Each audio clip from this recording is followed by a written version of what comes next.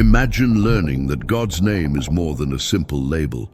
Consider that it carries a secret meaning, one of deep significance, that links history, archaeology, and biblical prophecy. For centuries, people have spoken God's sacred name with great respect, using it in ancient texts and sometimes even removing it from records. Now think about a mysterious message built into its very letters that directs us to the Messiah and even predicts future events. This is not an ordinary finding. What we are about to examine will change everything you believed. Stay with me, because by the end of this video, you will view God's name in a new light you haven't seen before. Before we start, be sure to like, subscribe, and enable notifications, as knowing this explanation might change your perspective on the Bible for good.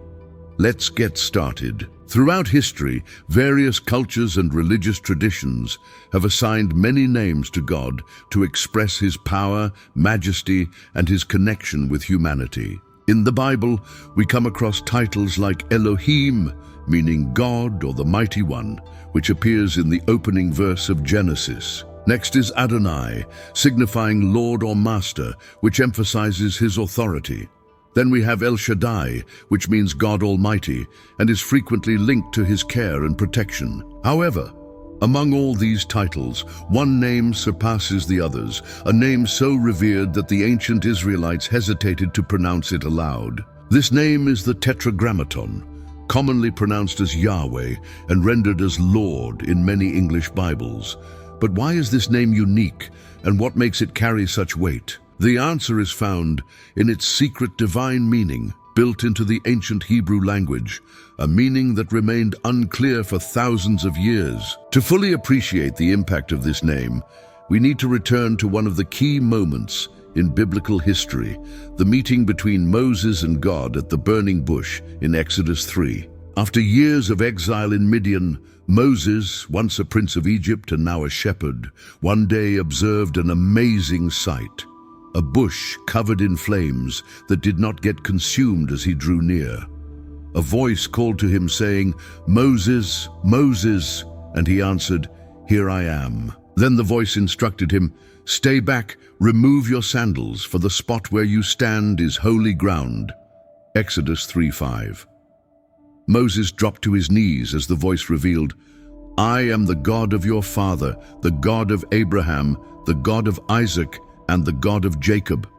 Exodus 3:6. At that moment Moses understood that he was in the presence of the all-powerful God. God then informed Moses that He had heard the cries of His people in Egypt and had selected him to guide them toward freedom. However, full of doubt, Moses asked a key question. "If I go to the Israelites and tell them that the God of your fathers sent me, and they ask me, 'What is His name?' what should I say?" Exodus 3:3. At that moment, God declared something mysterious and mighty. "I am that I am." He then instructed, "Tell the children of Israel, I am has sent me to you." Exodus 3:14. This statement stands among the most important declarations in the Bible. But what does it mean exactly? At first, the phrase, "I am that I am," might appear simple. However, when examined in the context of ancient Hebrew, we find something remarkable. Firstly, the term "A" stands for "I am" or "I will be," which signifies God's eternal existence. He has neither a beginning nor an end, is self-sufficient, and does not rely on anyone or anything, remaining constant yesterday, today, and always. Malachi 3-6, Hebrews 13:8. Secondly, the repeating phrase, "I am that I am," stresses His complete sovereign nature. Unlike the gods of Egypt who were created by human hands, Yahweh is the only true living God, not limited by human constraints, and exists beyond time, space, and matter. Thirdly, this phrase directly ties to the Tetragrammaton. The Hebrew letter Yod means "I am," and Yav means "He is." They indicate that God's name is connected to eternal existence.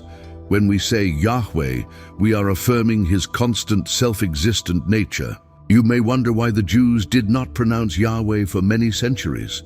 The Israelites regarded this name with great respect, so much so that by the time of the Second Temple period, 515 BC to 70 AD, it was viewed as too holy to be spoken aloud. Instead, they used Adonai, which means Lord, to prevent the misuse of the sacred name. According to Exodus 27, when reading the Hebrew scriptures, Jewish priests would substitute Adonai wherever the name Yahweh was written. This is why in many English Bibles, Yahweh is rendered as Lord in all capital letters, rather than being spelled out.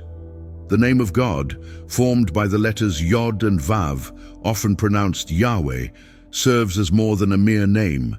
It carries a secret prophetic message within its letters. To understand this, we must examine the pictographic meaning of the ancient Hebrew alphabet. Unlike modern alphabets, each Hebrew letter was originally connected to a symbolic image. Let us break down the 4 letters that make up Yahweh and observe what they indicate. In ancient Hebrew, the letter Yod was shown as an arm or hand, symbolizing work, action, or strength. It represents God's mighty hand, visible throughout the Bible in accounts of creation, deliverance, and judgment. For example, consider the verse, "Your right hand, O Lord, is majestic in power," Exodus 15-6. Next, examine the letter He, which in ancient times symbolized a person with raised hands, indicating wonder or a sense of breath. It commonly means to look or to witness. It appears twice in the name Yahweh, stressing the importance of spiritual breath. For instance, "Behold, God is my salvation," Isaiah 12:2. Now consider the letter Vav. In pictographic Hebrew, Vav was represented as a tent peg or nail, symbolizing a connection, a binding, or a fastening. This detail is important, as nails were used in the crucifixion to attach Jesus to the cross. It also served as a grammatical connector in Hebrew, joining words, ideas, and truths. For example, in Psalm 22:16, it contributes to the prophecy concerning the crucifixion.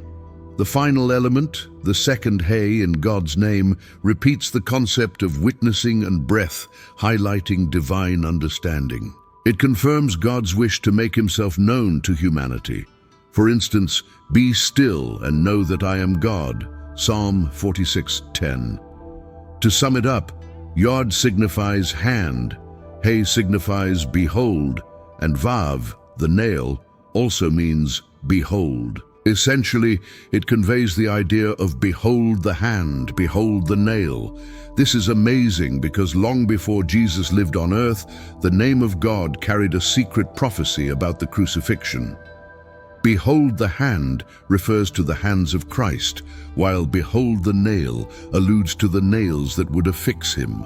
The repetition of "Hey, behold" underscores that this event is of divine importance. Could it be that God placed the message of salvation within his own name from the very start? This matches what Jesus stated in John 5:39.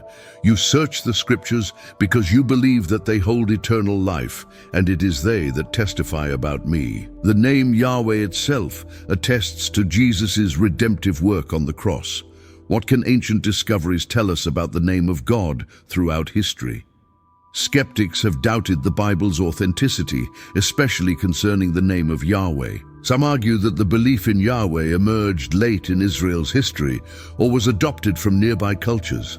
But what if archaeological findings argue against this? What if there is physical evidence carved in stone and preserved for thousands of years, confirming that the Hebrew people invoked the name Yahweh long before modern times? For instance, the Bible mentions one of the most remarkable findings, the Mesha Stele, also known as the Moabite stone. It was discovered in 1868 by a German missionary in Debon, Jordan, and dates back to approximately 840 BC, only about 100 years after King David. This stone was inscribed by King Mesha of Moab, an adversary of Israel. It serves as a victory monument, commemorating Moab's revolt against the kingdom of Israel following the death of King Ahab. Why is it significant? It is the first time in history that we have a non-biblical source mentioning Yahweh by name. The inscription reads, I took the vessels of Yahweh and dragged them before Kosh, the Moabite god. This confirms that Israel worshipped Yahweh during the 9th century BC, just as the Bible states. It also shows that Israel and Moab were engaged in conflict, matching the account in 2 Kings chapter 3, which describes Moab's revolt against Israel. This serves as clear evidence that even their adversaries acknowledged Yahweh as the God of Israel. In 1979, a team of archaeologists made a remarkable discovery in biblical history: the K.F. Hinnom Scrolls. Found in a burial cave near Jerusalem, they date to around 700 BC, before the Babylonian exile, and include small silver scrolls inscribed in Hebrew. These scrolls contain the earliest known copies of a biblical text, even preceding the Dead Sea Scrolls. They include a priestly blessing from Numbers, chapter 6, 24-26. The Lord Yahweh bless you and keep you. The Lord make his face shine upon you and be gracious to you. The Lord turn his face toward you and grant you peace. This confirms that Yahweh's name was already in use in Jewish prayers centuries before the Babylonian exile. It also demonstrates that the Book of Numbers existed at least 700 years before Christ, countering claims that it was written much later. The fact that this text is engraved on silver implies that it was used as an amulet for divine protection, showing that God's name possessed spiritual and safeguarding power. Another significant finding confirming God's name is the Leash Letters, a collection of clay tablets written by Jewish military officers shortly before Judah's conquest by Babylon in 586 BC. These were discovered in the 1930s at the ruins of Laish, an ancient city in Judah, and date to between 590 and 580 BC, the time of the prophet Jeremiah. Written on Ustra pottery shards used as temporary paper, these letters were urgent messages exchanged between military outposts in the final days before Nebuchadnezzar's invasion. One letter records a desperate plea: "May Yahweh, my Lord, hear good news today." This confirms that soldiers and commanders called upon Yahweh's name in times of crisis, illustrating the widespread use of God's name in Judah before the Babylonian exile. The letters also reference military events that match Jeremiah's prophecies, showing how historical events agree with biblical accounts. The Laish letters serve as direct historical proof of how people appealed to Yahweh during wartime, just as described in the Bible. Beyond these three major findings, other artifacts further verify the use of God's name in ancient times. The Het Elkom inscription from the 8th century BC, found in Judah, is a graffiti-like carving that calls upon Yahweh's name in a blessing. The Kunet Aud inscriptions from the 9th century BC mention Yahweh along with Asherah, hinting at the conflicts between genuine worship of Yahweh and idolatry. The Dead Sea Scrolls, dating from the 3rd century BC to the 1st century AD, include several copies of biblical texts that maintain Yahweh's name in its original Hebrew form, even though other parts were written in Greek. Centuries later, the name Yahweh became obscured and was replaced by titles such as Lord or God in many translations. The prophet Jeremiah warned that, "My people have forgotten my name." Jeremiah 23:26. In pagan worship, people instead called upon the names of false gods rather than Yahweh. Over time, people ceased to say God's name out of fear and substituted it with alternatives. Even today, many believers are unfamiliar with or do not use the original name of God, but Zechariah's prophecy assures that God will reinstate his name in the final days. Another significant prophecy about God's name appears in Revelation 22:4. They will see his face, and his name will be on their forehead. This directly relates to God marking his people in the final days. But what does it mean? Revelation warns of an upcoming world system in which people will have to choose between two marks: the seal of God, the mark of his name on their foreheads, and the mark of the beast, 666 on their forehead or hand. Revelation 14:1 confirms this, stating, "Then I looked, and there before me was the Lamb, standing on Mount Zion, and with him 144,000, who had his name and his father's name written on their foreheads." This seal serves as an indication of divine protection and belonging. Those who carry it belong to Yahweh. This is similar to how the high priest in the Old Testament had God's name on his forehead, Exodus 28:36-38. The Israelites even put God's name on their doorposts as a sign of covenant. Jesus prayed, "Holy Father, keep them in your name," John 17:1. In contrast, the mark of the beast symbolizes a counterfeit system that stands against God's name. Revelation 13:16-17 warns that the beast forces everyone, whether small or great, rich or poor, free or enslaved, to receive a mark on their right hand or forehead. This mark signifies allegiance, just as God's name on the forehead symbolizes loyalty to him. In contrast, the mark of the beast stands for loyalty to the system of the Antichrist. This means that in the final days, humanity will have to choose between Yahweh's name and the beast's mark. Which one will you pick as we move closer to the fulfillment of prophecy? God's name is being reinstated, just as Zechariah 14:9 predicted, and Isaiah 52:6 confirms that, "Therefore my people shall know my name." As a result, on that day, they will understand that it is I who speak. The restoration of God's name is taking place now. More believers are learning the original Hebrew name, Yahweh, and biblical Hebrew is being revived, fulfilling prophecy. According to Zephaniah 3:9, people worldwide are invoking God's name, just as he predicted. This sets the stage for the return of Jesus the Messiah, who carries the Father's name.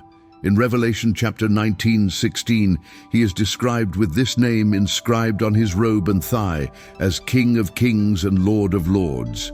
When he returns, all nations will recognize and worship Yahweh alone. Now that you understand the secret meaning behind God's name, how might this alter your faith? If this video has taught you something new, please share your thoughts in the comments. Remember to like, subscribe, and share, because more people need to hear this compelling message. Keep in mind that his name is eternal, his name is salvation, and his name discloses the truth.